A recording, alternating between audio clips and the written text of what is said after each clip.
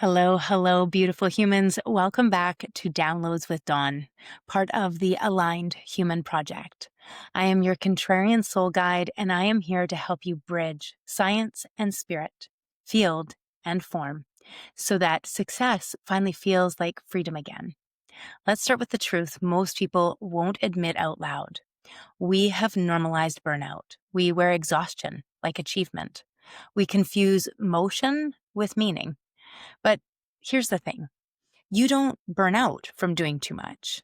You burn out from doing what isn't aligned.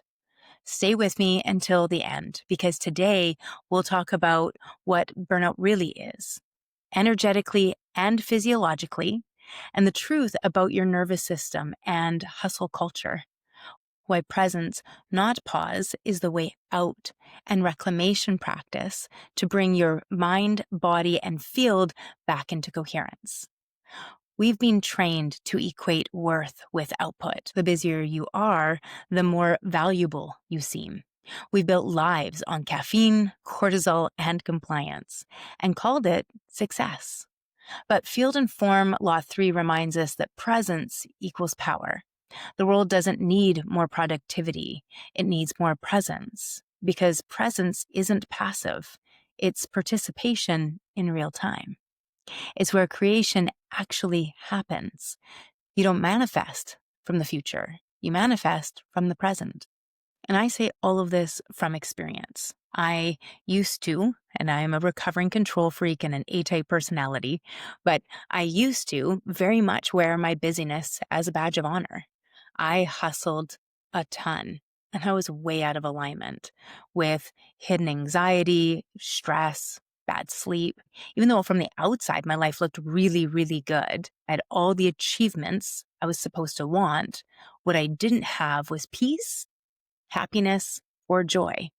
Even though I had children that I loved, husband that I absolutely adore, life was still off. I wasn't present in my relationships. I wasn't present with my kids because half the time I was thinking about work or what needed to be done next. Even on our holidays, I remember my son when he was about 12 years old and we were taking our first 2-week holiday. We were going through Florida and going on a cruise and then going to go see Disney World and Universal Studios. And the Harry Potter parts of the park had just been created. I was super excited. And my son was at my work one day, and one of my clients said, "Oh, you must be so excited for this vacation." And my kid was like, "Yeah, I guess." And they were like, "What are you talking about? Like, aren't you going to like Disney World and on a cruise and doing all these things?" And he's like, "Yeah." And they're like, "Well, why aren't you excited?" And he said, "Oh, I'd be more excited if my mom was actually there and people left her alone." And it was a massive eye-opener. I always took my work phone. I always have a work computer with me. And I always answered. And even though I was there physically with my family, I wasn't present.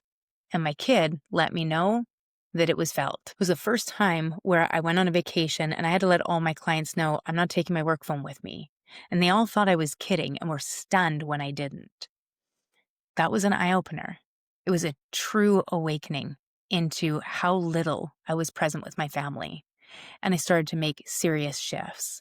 It's when I started to get more into personal development. I'd already begun the process of healing and this healing journey that most of us get stuck on. But this was the moment of starting to recognize that I needed to be present. What was really cool is the more I started doing this practice, the more I started to notice it not only changed the relationships with my family, but how much it changed the relationships with my clients, how much it changed relationship just with people that I was around, people that I would bump into a grocery store. And people started to comment, "What I absolutely love about you is when you're with me, I always feel totally seen and heard." When's the last time you felt like that? When's the last time somebody felt like that when they were with you? Is it normal? Is it common? It's a moment for us to take a pause and really check in. Am I present? Now, with that, let's talk about biology for a minute. When you live in overdrive, your body runs on stress chemistry, cortisol, adrenaline, dopamine depletion. That constant on state rewires your nervous system to associate speed with safety. But here's the paradox.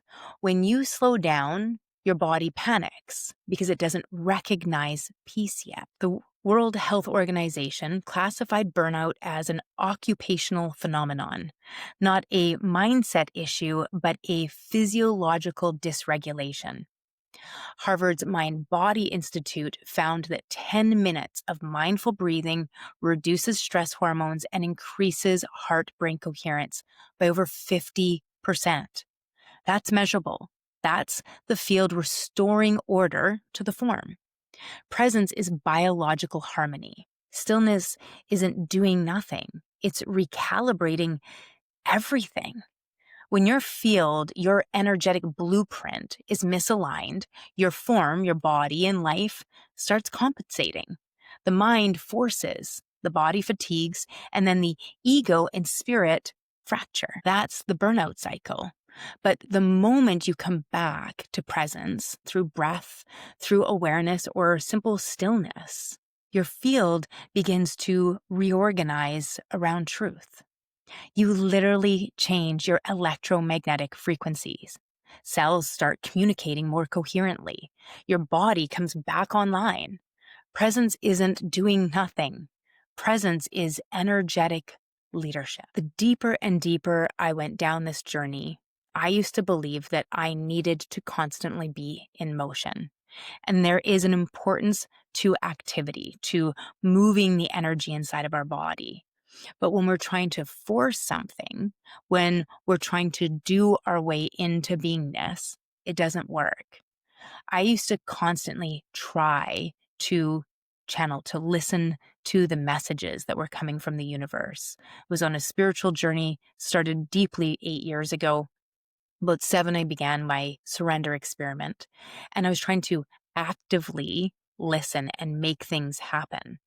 And it wasn't until the moment that I stopped, the moment that I began just being present in meditation, in contemplation, present in a conversation, that's when the channel really started to open up.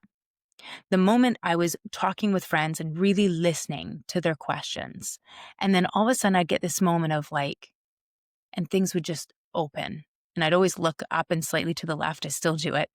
And all of a sudden it would be like this information coming in that I could see so clearly.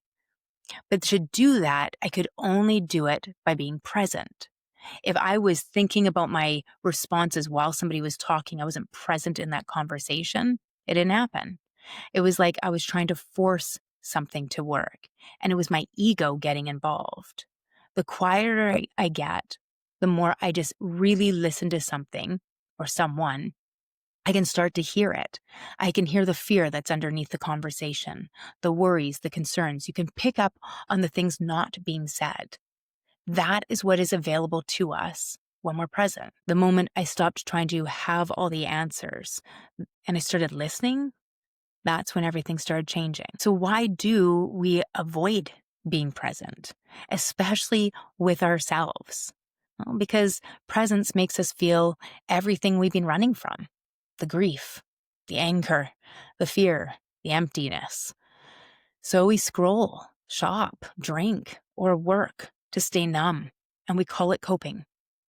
But avoidance drains our energy more than truth ever will. Every emotion you avoid stays alive in your field until you face it.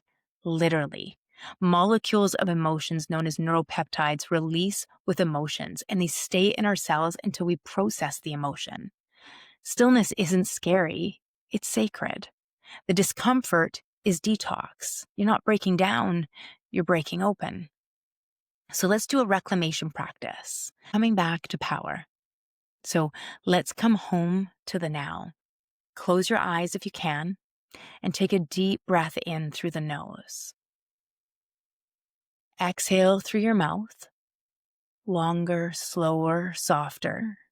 This is a cortisol detox breath. Again, inhale through the nose for about 3-4 counts. And exhale through the mouth with a gentle sigh for about 6 to 8 counts. And just keep that breath going. Now ask, where am I pushing when I'm being called to pause? And let that truth land. No judgment, only awareness. And now whisper, I reclaim my power through presence. I am safe here. Just feel the energy shift, the nervous system settling, the body saying, thank you. This is coherence, where the field, the body, and the soul start speaking the same language again. Science calls it parasympathetic activation. Spirit calls it remembrance. You were never meant to run on adrenaline. You were meant to run on alignment.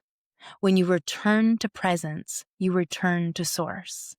That's where your creativity, your peace, your intuition, and your power live. This is what the Aligned Human Project is all about, a collective return to coherence.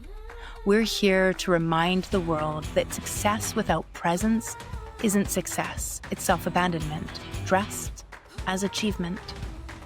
If this spoke to you, that's not a coincidence, that's resonance. Download the Alignment Audit. Discover where your energy's leaking from misalignment. Or you can grab the Burnout to Alignment Blueprint, your practical guide to rebuild your energy through presence. Both of these are free. And if you're ready to live this work, join me inside Align Your Life, a 12-month journey to embody alignment through the laws of the universe, field and form. Because presence isn't passive, it's power.